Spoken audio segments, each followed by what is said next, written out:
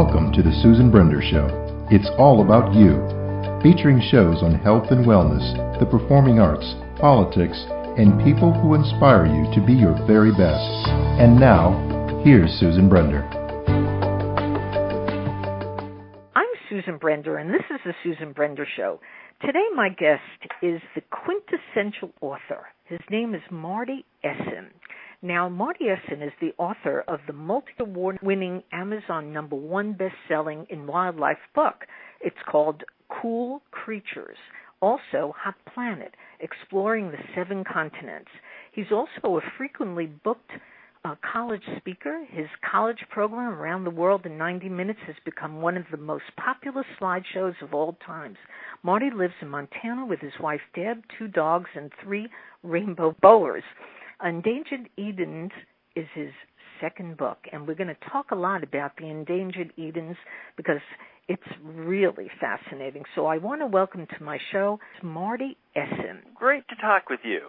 You know, Marty, it's very interesting that at an early age, you were very interested in pets, and you dreamed of an animal-oriented career when you were age 13. So tell our audience how it all began and why animals. Well, you know, it goes back maybe even earlier than that. When I was in, I think, 2nd grade, I had this friend. At that time, I was living in Fort Collins, Colorado, and my friend's father was a zoologist. And down in the basement at their house, they had all these different animals. They had Gila monsters, and they had black widow spiders and tarantulas and snakes and all these things, and we were forbidden to go down to the basement. But, of course, when you tell a kid you can't go down to the basement, where do you go? So we'd go down there, and we'd go and look at all these different creatures, and it just got me fascinated with animals.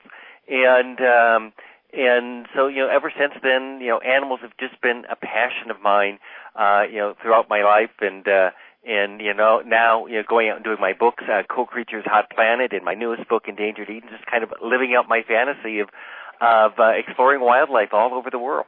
Now, which book was harder to write? Was it Cool Creatures, Hot Planet, or was it The Endangered Edens? Well, you know, I think as an author, the more you write, the better you get, and the easier it becomes. My first book, Cool Creatures, Hot Planet, took me about 13,000 hours to write. Wow. I was quite literally starting really early in the morning, working late at night, doing about 16-hour days, 7 days a week for quite a long time on that first book. And, in fact, that's one of the reasons why my second book, Endangered Edens, took so long. It was almost an 8-year difference to come out. And that was just because by the time I got done with that first book, even though I'm very proud of that first book, it's done great, it's won 6 national awards, I was so beat by the time I got done with that book, I wasn't ready to write again. And then when I started the second book, Endangered Edens, it was so much faster, and everything just flowed. And so, you know, I think both books are equally good. It's just that the second book was just much, much easier for me to write because of that experience of having gone through it once before. Yeah. Now, you named the book Endangered Edens. Now, I can guess that it has something to do with, you know, Eden, biting the apple, and you know, and sort of being in the jungle, and all kinds of like sexy things, natural things. Now, where did you come up with that name? Well, you know, Endangered Edens, I was just it just all of a sudden popped into my head that it might be a good title for a book.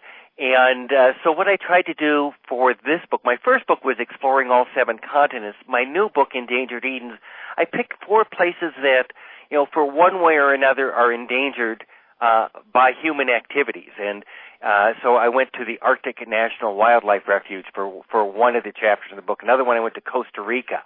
I also went to the Everglades and to Puerto Rico. And each of these places, they're just absolutely wonderful places to visit, and they're at different stages of endangerment because of human incursion. Puerto Rico, for instance, is a great island, a lot of fun, but it's overpopulated, and really they have a bad population problem there. But luckily with Puerto Rico, you can still get away from the hordes and still go out and find some really cool places. The Everglades is endangered primarily because of global warming. What is happening is as the polar ice caps start to melt, the oceans are starting to rise, and the Everglades is at a very, very low elevation. Mm-hmm. And so what is going to happen is as the oceans rise, the Everglades is going to become overcome with salt water.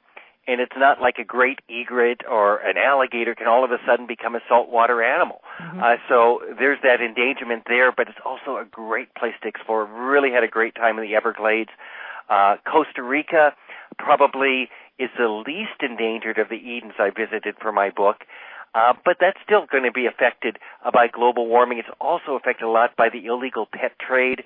Is you have poachers coming in and taking animals like macaws that are really close to being endangered, and they're taking them and turning them into pets. So that's kind of affecting that.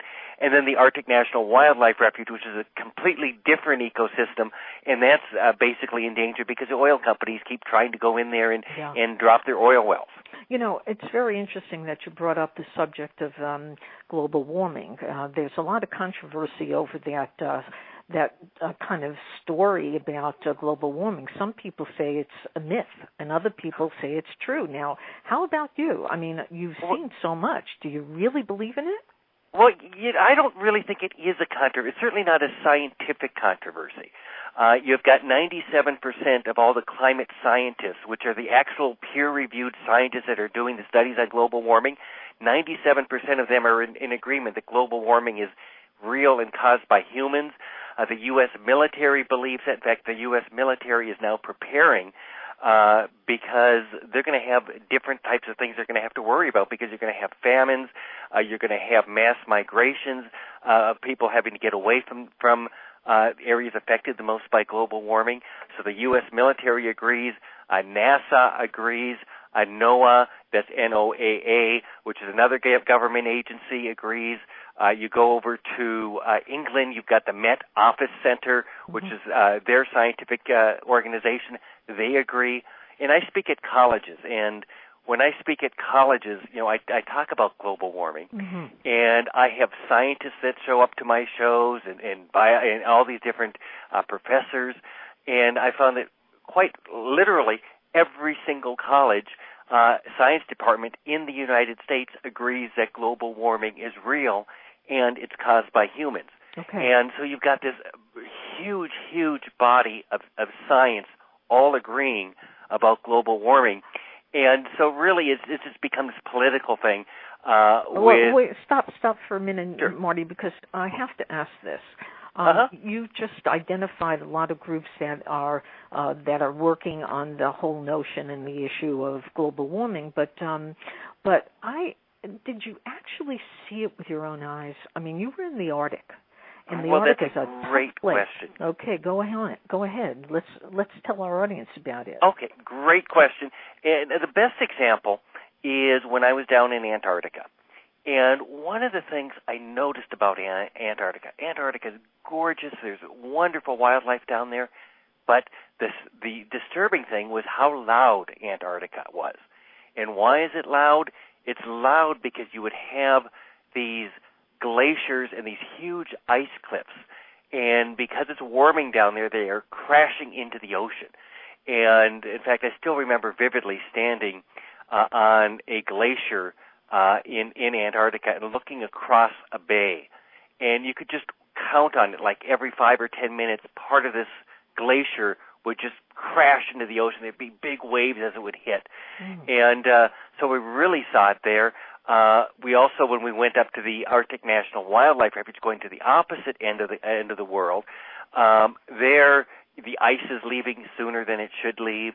And so, yeah, we definitely are seeing it. And it's one of those things, here in the middle 48, the lower 48 states, the contiguous 48 states of the United States, we see a little bit, but we don't see it quite as much as you do at the poles because it's much more extreme there. I see.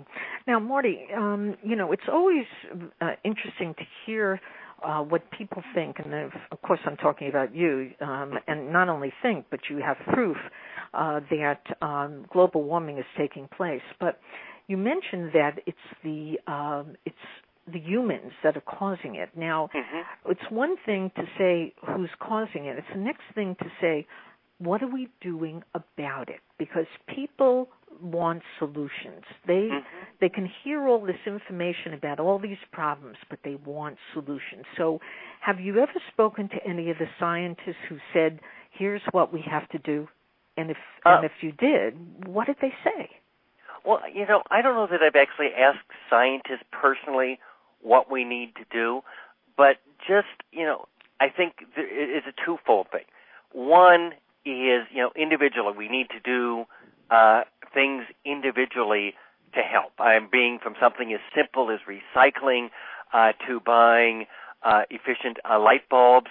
There's those easy things that everybody can do, not running your air conditioner all the time, and buying fuel-efficient automobiles. Now, that's part of it. But I don't believe that is enough to actually get the job done. I think, and what I really believe, is that we really need government action as far as, pushing solar energy and pushing wind energy.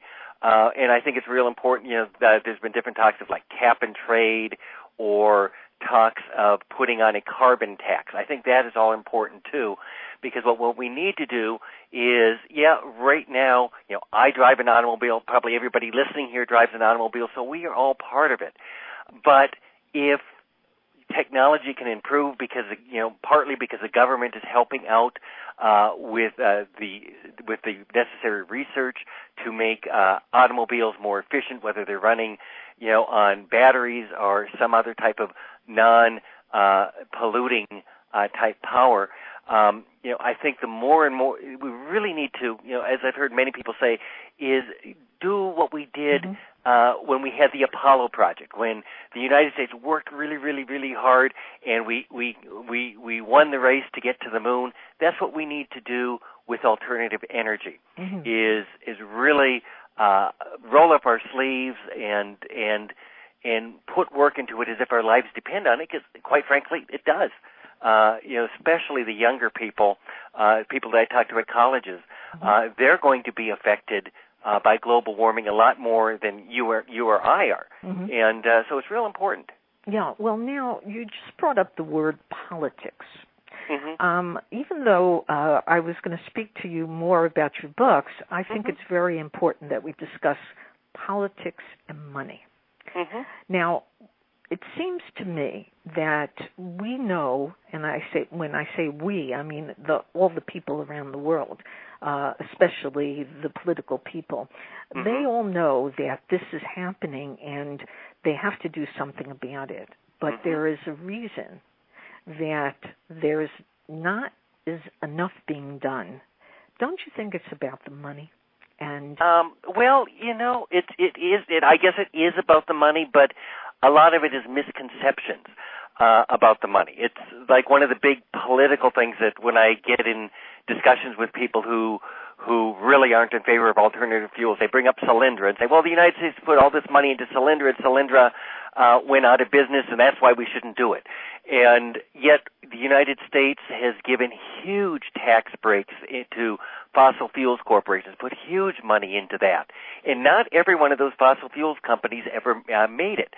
And so, now we need to do is, take that money we've been putting into fossil fuels and put it into alternative energy.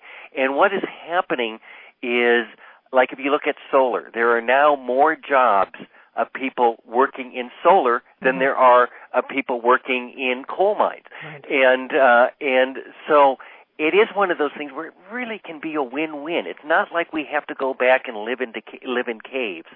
But we do need to support alternative fuels at this time. But it's going to come back and it's going to pay us back in spades. Yeah, but what about the phrase "not in my backyard"? I remember many years ago there were everybody knows Walter Cronkite, correct? Now, Walter Cronkite was a very interesting man who who had a lot of influence on our country in providing news, providing all kinds of things. And yet, when they wanted to build energy spots, and I'm talking about wind energy, okay, he said, not in my backyard. When you hear that, what do you feel? Well, I think, again, we all live on this planet together. And, I've heard that too, especially with wind power. People say, well, I don't want to see those windmills. I personally think they're beautiful. I would not have a problem with a windmill near my house. And, I think there comes a point where people need to get over that selfishness. Because if everybody keeps saying, not in my backyard, well, you're not going to have much of a backyard 30, 40, 50 years from now as things get drier and hotter. I see it right here where I am in Montana, is right now the air is smoky, and we're still in June, and it's smoky because there is a forest fire on the mountainside just not very far from where I am talking to you right now. And normally, if you go back 10, 15, 20 years, we didn't have forest fires in Montana this early in the year. And so we're seeing it right here in Montana. It's like, okay, well, maybe you don't want a windmill in your backyard. Well, how would you like to see a whole backyard and all your forest around you scorched because it's getting so dry and so hot so much earlier that we're having these forest fires. Yeah. And so you're going to pay for it one way or another. Yeah. Now, let's get back to your book. Okay. There's a quote on the computer which says, from Dr. M. It's a tough one. I'll do it for you. It's Dr. M. Sanjayan. Correct. Sanjan is how he pronounces his name. Yes. Now, he's a senior scientist at the Conservation International and host of PBS television series Earth, A New Wild.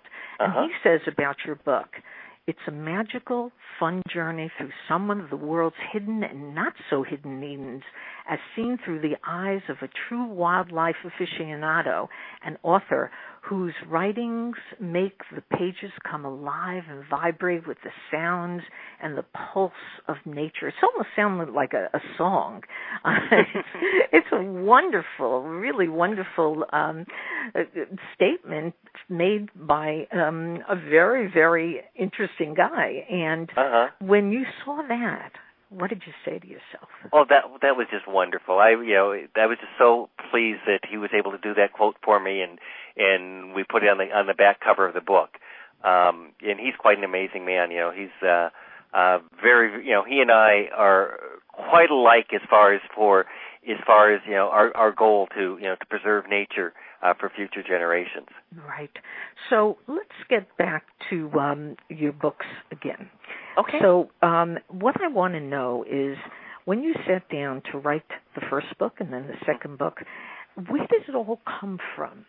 Were you always a writer, and did you just sit and say, okay, I got to tell this story, because if I don't tell this story, it's going to be a loss for our world?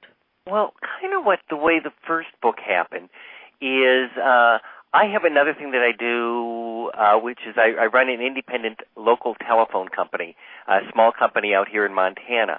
And when the company was 10 years old, the local newspaper out here in western Montana, the Valley Republic, came out to do a feature front page story on my book, on my company. And we had just planned this trip to go down to the Amazon rainforest. I've been wanting to do that all my life. And so after the interview was over, I shook the reporter's hand and walked him to the door and said, "See, I'm heading down to the Amazon rainforest." And the reporter turned and looked at me and said, "Really? Well, would you like to write a story about it?" And I had written before. I had written for magazines and newspapers, not necessarily on this subject, but on different subjects. And I said, I'd love to do that.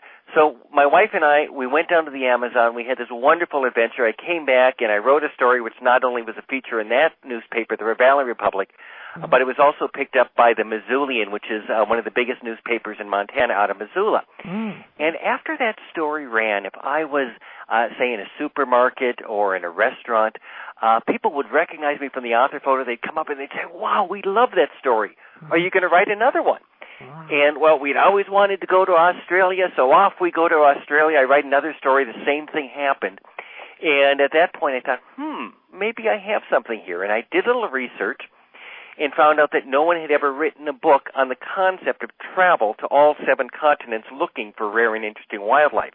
So I just made that my theme, and my wife Deb and I, we traveled all 7 continents over a 3.5-year period. And then we made each chapter in my book was a new continent. And that became Cool Creatures, Hot Planet, Exploring the 7 Continents. And then my new book, Endangered Edens, is just kind of continuing the adventures, going to the Arctic National Wildlife Refuge, Costa Rica, Everglades, and Puerto Rico. So what was it like? I want you to tell our audience what it was like to be in Puerto Rico, Costa Rica, or the Arctic Circle, Antarctica. These are not, Puerto Rico is a very popular place. Costa Rica is too, but Antarctica and the Arctic are usually, most people don't go there. It's very expensive. It's not the thing that is on the mind of a lot of people. So I want you to describe what it's like to be standing on a glacier or just looking at all of those things. I'm talking about all the animals, and tell us all about the animals there.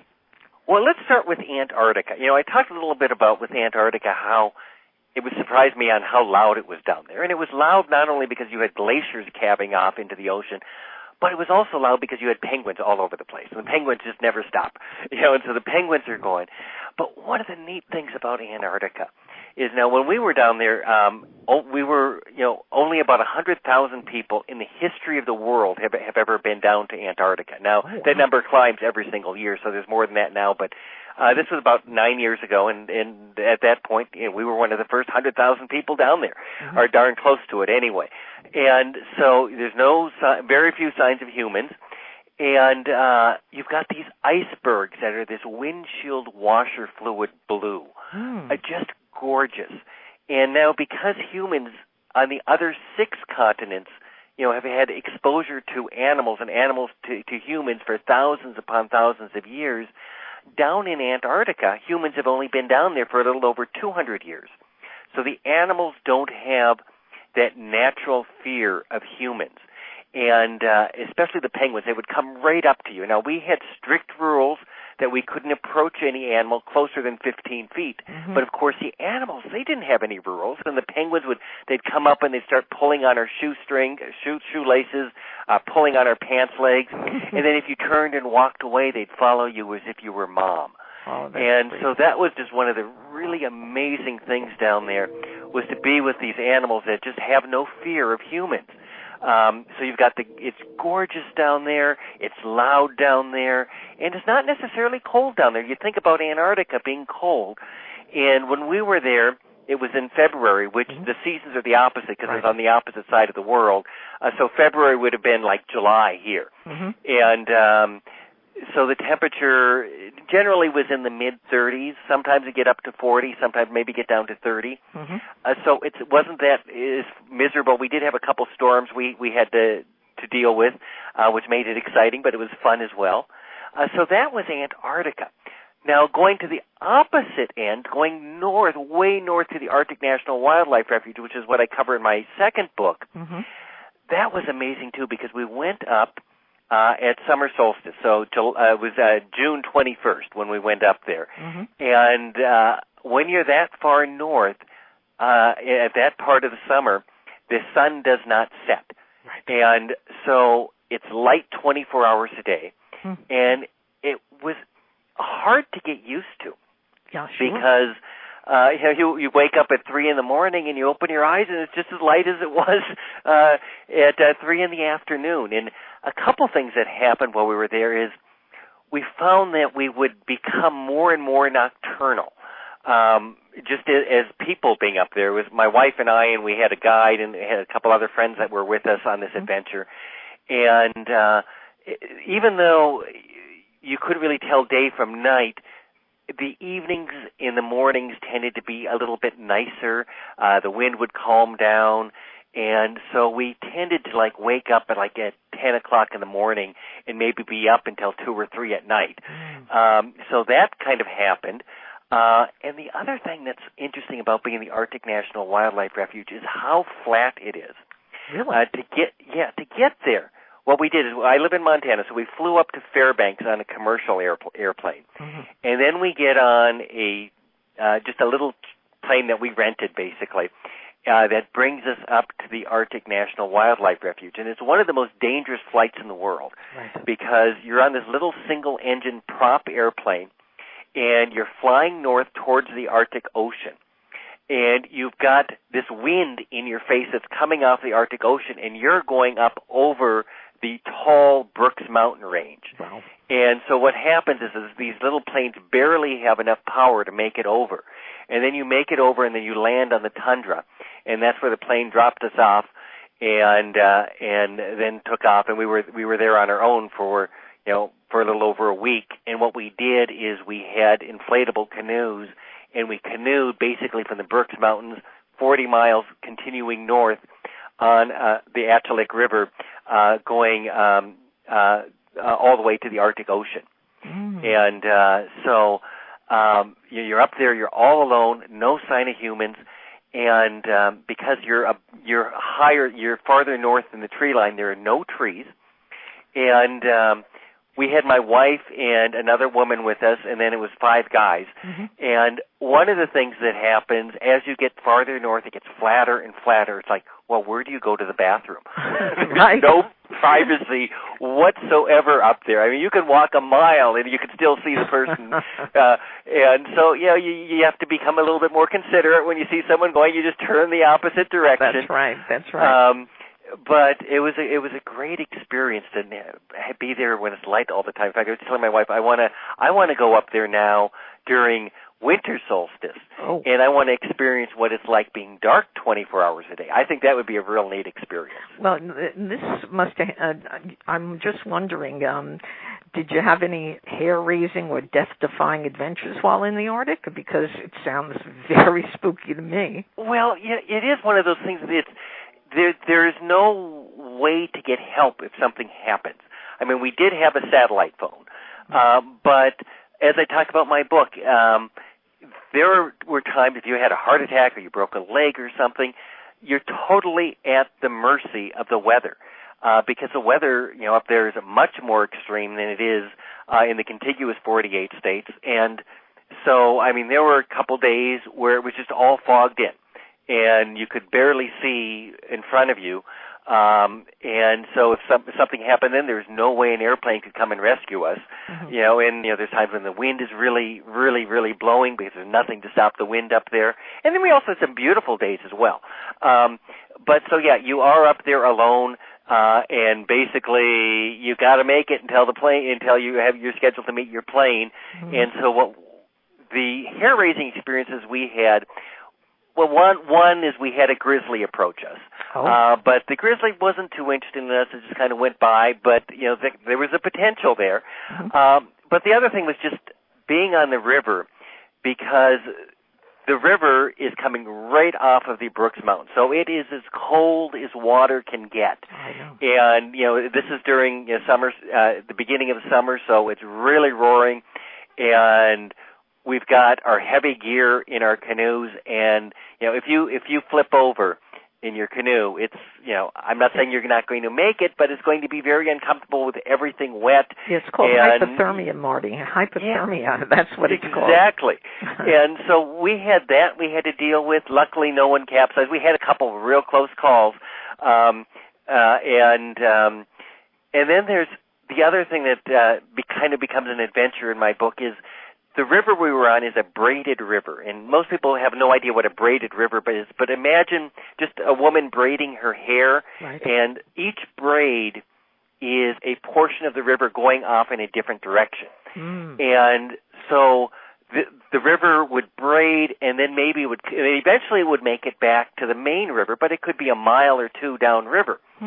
And what happened is one of the controversies in my book is the guide that we had was not a very good guide, and he got way ahead of us. And my wife and I are, we're there to enjoy nature and see the caribou and see all the wildlife and all the birds. Sure. And so we're just kind of enjoying ourselves, and all of a sudden our guide just totally is out of sight. He's gotten so far ahead of us. And then you come to a braid. It's like, well, which braid do you take? Did he take the left one or did he take the right one? And, if we took the wrong one, trying to find someone could be very, very difficult because, even though it's flat, you've got high river banks and you can't see someone. And, we may not have run across them again until we made it all the way to the Arctic Ocean, which would be 2 or 3 days down the road, down the river. So, there was some of that. And then the last part of that adventure that made me nervous is once we made it to the Arctic Ocean, we had a half-a-day paddle on the Arctic Ocean out to an island called Brender Island. And the ocean, depending on, again, you're at the mercy of the weather, and the ocean can get really choppy, and you're out there with this heavy gear in an inflatable canoe. It can get really, really hairy really quick. Now, we were lucky. We happened to hit a beautiful day. And so we canoe out, and the ocean is actually like glass. And I've got some pictures in my book that are just stunning where we're canoeing right by all these different small icebergs, and this whole ice field that's all broken up with water in between, kind of like the icebergs were puzzle pieces, and a table was the ocean. And so you had all these different pieces of white ice. And then as soon as we got to Brender Island, the wind came up, and we had this big chop, and it was one of those things like, wow, we made that just in time. Wow. So it was a great adventure, and I love both Antarctica and the Arctic National Wildlife. They're both just really, really special places. Well, it's an interesting thing, Marty. Just recently, I traveled to the Falkland Islands, and I went around Cape. I always call it Cape Good Horn, but it's Cape Horn. And I've been there. we saw all of the penguins and also some in the icebergs and various things, and it was very rough. And we were on a ship, and the ship couldn't go around Cape Horn because it was so rough. So I can imagine what it must have been like for you in a inflatable canoe. I mean, I would be scared to death, to tell you the truth. But that said, it's an interesting thing that my husband has been talking about Antarctica for a long time, and you're making it sound so great and so alive and so fabulous that I'm sure that I'm going to say yes to him when he asks me to go to Antarctica. Now, I want to mention another place, and it's just like apples and oranges. It's the Galapagos Islands. That's on my list. I've never been there. I would love to go there. Well, we've been there, and I understand when you talk about global warming and you talk about saving the animals and being respectful, and that's the word I want to use, respectful of all of the different wildlife. It's so incredibly important because what I noticed about people is that they don't understand that you don't intrude on different kinds of wildlife. You just leave them alone. You just watch them. You just appreciate what they're all about. So, I think you're going to love the Galapagos, and if you have an opportunity to be there soon, that would be really good because it's, there's a lot of people who are taking advantage of the opportunity to visit the Galapagos, and it's going to change. I hate to say it, but I think it's going to change for the worse. But that said, you go there. I mean, that's another place, and write a book about it because, your books are just wonderful. Well, I'm actually, it fits kind of into my theme. My next book, if I do another book similar to this, it's going to be on islands, and so it would fit right in with that. Yeah, there you go. So I always like to give my guests the last word. So what would you say to our audience now that you've talked all about these wonderful adventures? Well, what I say to them, what I would say to them is by all means, follow in my footsteps if you want, or go in your own. But kind of just reiterating what you just said is be respectful of wherever you're going. And it's one of the things when I wrote my first book, I even talk about it in my book, is I make all of my readers raise their right hand and swear that if they go to any of the places that I've gone, that they're going to leave it in exactly the same condition they found it. And it is something I worry about being an author. I'm telling people about these great places. Well, what if they go there and they're not respectful and they bother the animals or they leave trash? Don't do that. Right. Take care of these beautiful places because they're not making any more. Mm-hmm. And Marty, tell them about your books, where they can get them, how they can speak to you if they need to. Do you have a website? What do you want My website is just my name. It's Marty, MartyEssen.com. So MartyEssen.com. Because this show goes all over the place, probably the easiest place to get my book is like on Amazon.com or on BarnesandNoble.com. Any of the major book sites, they all have my books.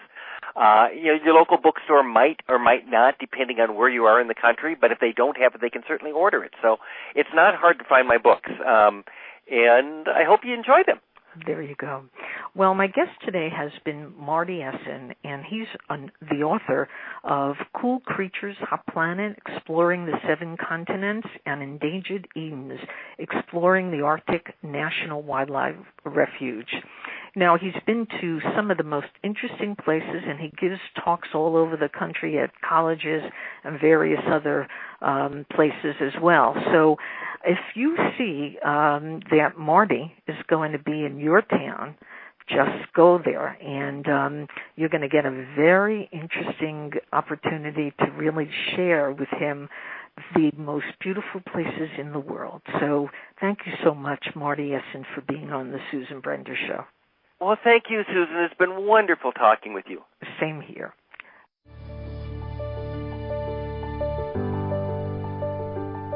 Thank you for listening to the Susan Brender Show. To be a guest, email sebrender@yahoo.com.